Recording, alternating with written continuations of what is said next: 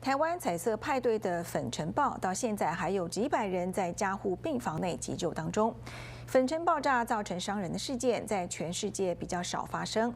美国方面的消防爆破专家们也非常的关心，究竟是什么造成爆炸的发生？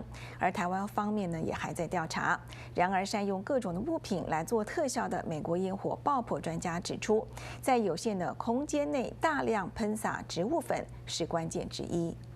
This happened in an instant. It just caught and the fire spread and then it was out. That's why the people who were trapped in it never had any time to react, and that's why the injuries were severe as they were. 台湾这场彩色派对的意外，美国相关的专家也很注意。Well, this is the first time something like this has happened, and we've never had an event of this scale in this country. 艾瑞克是有30年经验的烟火特效专家，好莱坞晚的夏季烟火特效就是出自他的手。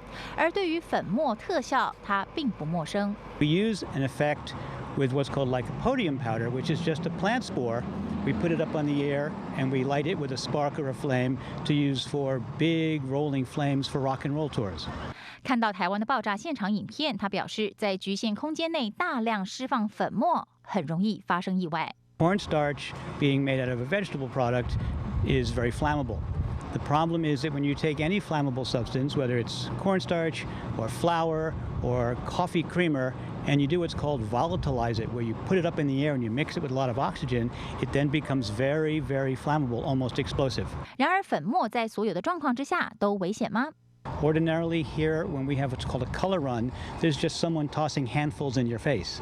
There isn't enough powder, there isn't enough air, and it falls right to the ground. But having looked at the videos, it appears that they were using machines to put this cornstarch powder up into the air in large clouds, and then it doesn't take much of a spark to light that off.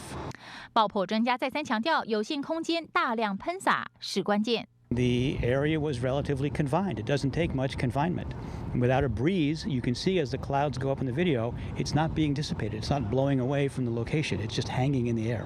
在美国，因为从来没有发生过这样的尘爆意外，在大型公共场合也都严格禁止烟火，所以目前并没有法律禁止在活动中使用粉末做效果。